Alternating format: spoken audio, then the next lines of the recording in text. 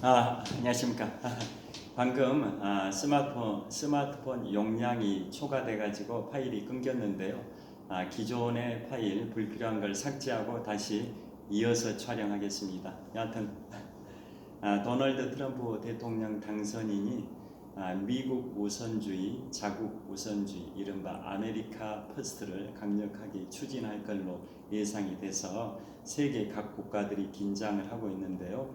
우리 대한민국의 유일한 동맹국가 미국의 대통령으로 도널드 트럼프라는 자국 우선주의자, 미국 우선주의자가 당선이 돼서 우리도 잘 대응을 해야 할 텐데요. 현재 우리나라 전국이 혼란스러워 가지고 굉장히 이제 답답한 상황입니다. 하루빨리 우리 대한민국의 전국이 정상화돼서 우리 대한민국의 유일한 동맹국가, 혈맹국가인 미국의 정치 지도자 도널드 트럼프와 잘 협상을 해서 외교력을 발휘해서 우리 대한민국의 국익이 훼손되지 않도록 하기를 소망을 해봅니다. 자, 그 다음에 캘리포니아 관련해 가지고 제가 2번 캘리포니아 주에 여행을 갔었다고 말씀드렸는데요. 그 관련해서 하나 말씀드리겠습니다. 자, 캘리포니아 주는 제가 2018년 9월에 로스앤젤레스 여행을 가가지고 그 당시에 할리우드 이런 지역들을 투어를 했었습니다. 자, 그 왜 할리우드가 로스앤젤레스에 있는지 그 유래를 설명을 해드리도록 하겠습니다. 자, 원래는 미국의 영화 산업의 메카가 바로 뉴욕주 또 뉴저지주 이런 지역이었었습니다.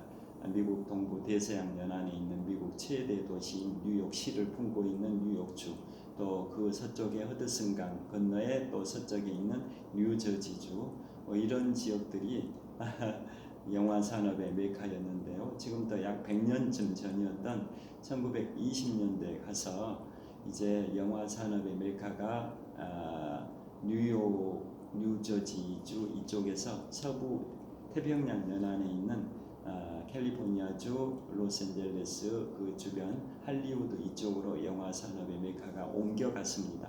왜 옮겨갔을까요? 그 이유는 지금부터 100년 전이었던 1920년대 당시에는 서부 영화가 굉장히 인기 있었습니다. 미국이 아메리카 대륙을 개척할 때 동부에 있었던 그 미국인들이 서부로 go west를 외치면서 서부로 계속 진출해가는 과정을 그린 그런 영화들이 카우보이들이 말을 타면서 총을 쏘면서 서쪽 개척을 해가는 과정을 소재로 한 배경으로 한 영화가 서부 영화지 않습니까? 그 서부 영화가 지금부터 100년쯤 전이었던 1920년대 굉장히 인기가 있었는데요. 그 서부 영화를 촬영하려면 그야말로 자연 환경이 정말 중요합니다.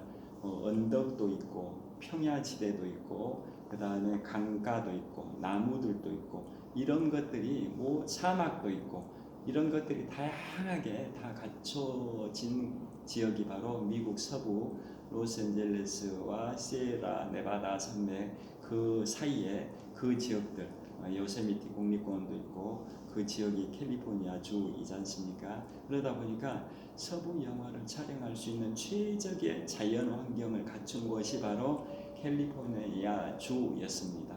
그래서 그 서부 영화를 촬영할 수 있는 최적지인 캘리포니아 지역 그 중심 로스앤젤레스의 그 중심 바로 할리우드로 영화 산업의 메카가 옮겨간 겁니다.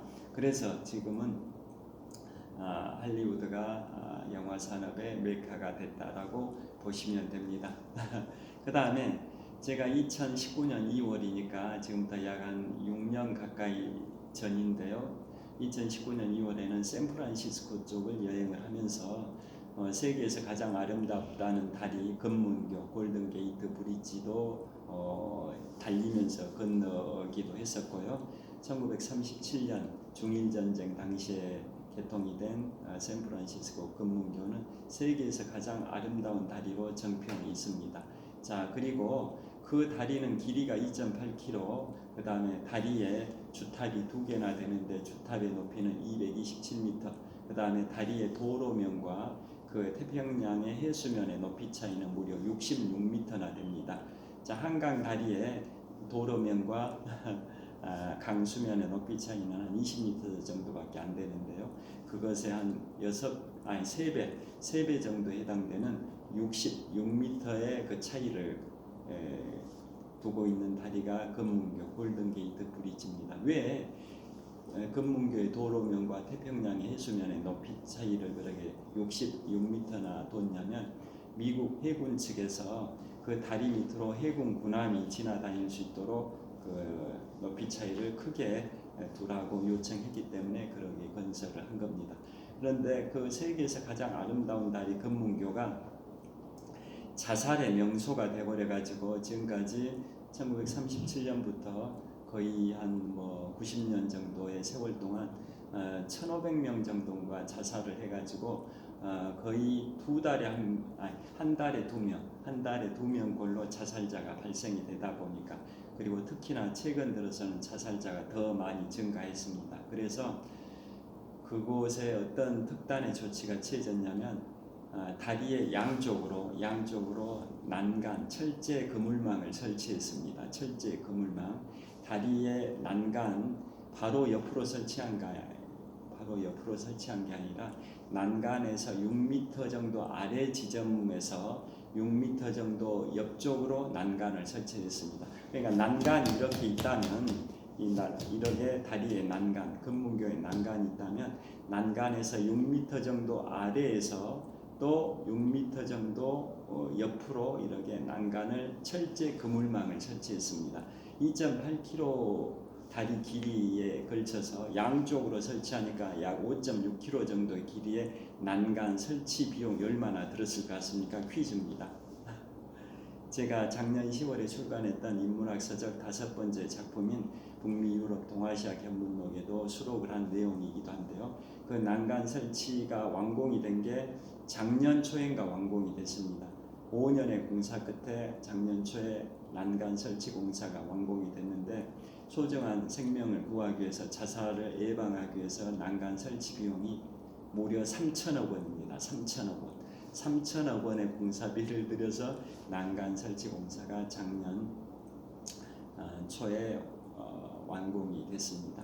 자, 그 다음에 그곳에서 제가 이제 그 다리 위에서 달리기들을 하기로 했었습니다. 그 다음에 이제 그곳에서 동쪽으로 한 10km 정도 지점에 오클랜드의 UC 버클리도 제가 실제 투어도 했습니다. 다른 동료들은 샌프란시스코 다운타운에서 다 취침을 하고 있을 때 저 혼자 새벽에 일어나서 고속 전철 바트를 타고 6정거장 정도 한 40분 정도 가니까 버클리 다운타운이 있는데요. 그곳이 오클랜드 지역의 UC 버클리, 그 대학을 실제 2시간 정도 혼자서 투어를 하면서 영상도 촬영하고 기념 촬영도 했는데, 그곳에서 서쪽을 바라다 보니까 한 10km 지점에 금문교 골든게이트 브리지가 보였었습니다. 그 다음에 그 샌프란시스코 남동쪽 60km 지점에 산호세라는 지역에 실리콘밸리가 있는데요. 왜 그곳에 세계 최대 규모의 IT 산업단지 실리콘밸리가 그곳에 위치하고 있을까요? 퀴즈입니다. 퀴즈. 그 이유는 아까 파일 끊기기 전에도 말씀드린 것처럼 구글, 애플, 이베이, 휴렛 패커드, 그다음에 오라클, 그다음에 페이스북을 운영하는 메타, 수많은 그러한 IT 기업들의 본사가 그 실리콘밸리에 있는데, 물론 MS 마이크로소프트는 북서부 워싱턴주의 시애틀에 본사가 있지만 MS도 사무소는 그 실리콘밸리에 두고 있습니다. 자, 왜 그거 실리콘밸리, 샌프란시스코 남동쪽 60km 정도 지점에 실리콘밸리가 있을까요? 그 근처에 유명한 대학 스탠포드 대학도 있죠. 스탠포드 대학. 자, 실리콘밸리가 그곳에 있는 이유가, 자, 샌프란시스코하고 우리 대한민국은 위도가 비슷합니다. 위도가 37도 위도가 비슷한데요. 그런데 우리나라는 이 한겨울에 추우면 영하 10도 이하로도 내려가고 한여름에 더우면 영상 35도 이상으로도 기온이 올라가지 않습니까? 그런데 같은 위도에 있는 샌프란시스코는 지중해성 기온이기 때문에 사시사철 봄, 가을 날씨입니다. 샌프란시스코는 아무리 추워도 영상 5도 아래로 안 내려가고 아무리 더워도 영상 24도 위로 올라가지가 않는 사시사철 영상 5도에서 24도 안에서 움직이는 기온을 보이고 있습니다. 서울하고 같은 위도 북위 37도인데도 그런 이유는 샌프란시스코가 지중해성 기후이기 때문에 그렇습니다. 그렇다 보니까 습기가 거의 없습니다. 습기, IT 산업이 발달되려면 습기가 없어야 되는 조건이 있어야 되다 보니까 그 습기가 없는 샌프란시스코 남동쪽 약 60km 지점 산호세 지역의 IT 산업의 최고봉, IT 산업의 메카인 세계 최대 규모의 IT 산업 단지인 실리콘밸리가 들어서게 된 겁니다. 그 다음에 제가 샌프란시스코 여행을 할 때 샌프란시스코 남동쪽 60km 지점에 산호세가 있다면 북동쪽 60km 지점에는 나파밸리가 있는데요. 나파밸리가 바로 이 와인으로 유명합니다. 프랑스의 정통 와인을 꺾고 세계 최강자 반열에 오른 와인이 캘리포니아주 샌프란시스코 북동쪽 약 60km 지점에 있는 나파밸리인데요. 그곳에는 한 3,000개 정도의 와이너리가 있고 그 중에 가장 유명한 게 로버트 몬다비 와이너리입니다.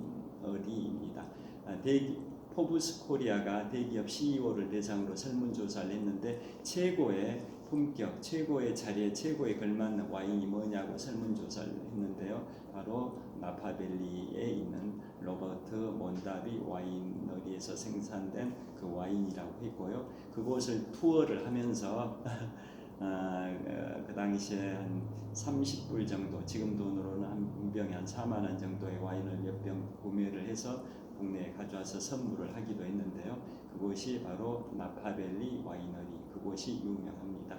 자, 그 다음에 샌프란시스코는 또 뭐가 유명하냐면 미국과 멕시코 전쟁을 통해서 1848년에 과달루페 이달고 조약이 체결됨으로써 미국이 멕시코로부터 미국 캘리포니아주를 포함해서 남서부 지역들을 사실상 강탈했다고 1,800만 원 달러에 매입하게 했지만 헐값에 매입했기 때문에 사실상 강탈했다라고 아까 1편에서 말씀드렸는데요. 그 1848년 그 시기에 바로 캘리포니아주의 최대 도시는 로스앤젤레스인데 캘리포니아주의 주의 수도는 세크라멘토입니다. 세크라멘토 근방에서 금광이 발견이 되죠. 금광이. 그래서 세계 각국에서 일확천금의 꿈을 안고 그 세크라멘토로 금을 채굴하기 위해서 사람들이 모여들었죠. 그래서 그 금광으로 가는 최종 관문이라 해서 금문교라고 하죠. 샌프란시스코 금문교의 말의 유래가 그렇습니다. 금자 문자 다리교자 금문교. 골든게이트 브릿지의 명칭의 유래가 바로 금광으로 가는 최종 관문이다 해서 금문교라고 칭하게 됐고요. 그 샌프란시스코 그래서 인구가 캘리포니아주가 늘어났습니다. 그래서 그로부터 2년 후인 1850년에 바로 캘리포니아주가 인구가 늘어나가지고 1850년에 미국 연방의 31번째 주로 연방에 가입을 하게 된 겁니다. 그 다음에 그 샌프란시스코의 주도인 세크라멘토와 그 다음에 저기 미국 중서부에 있는 네브래스카주의 최대 도시인 오마하를 연결하는 미국 대륙 최초의 대륙 횡단 열차가 1869년에 2,800km 정도의 길이에 걸친 그 열차가 철로가 개통이 됐습니다. 그게 바로 미국 대륙 최초의 대륙 횡단 철도인데요. 그게 바로 캘리포니아주의 주도인 세크라멘토와 미국 중부에 있는 네브래스카주의 최대 도시인 오마하를 연결하는 2,800km 정도 길이의 미국 최초 대륙 횡단 철도 그게 1869년에 개통됐고 그 연도는 바로 수에즈 운하가 개통됐던 연도이기도 하고 인도의 유명한 분 마하트마 간디가 출생했던 연도이기도 합니다. 자, 이상 촬영을 마치겠고요. 이제 아까 처음에 뉴욕주, 이번엔 캘리포니아주, 다음에는 좀 이따 이제 플로리다주에 관하여 촬영하도록 하겠습니다. 시청해 주셔서 감사합니다. 화이팅!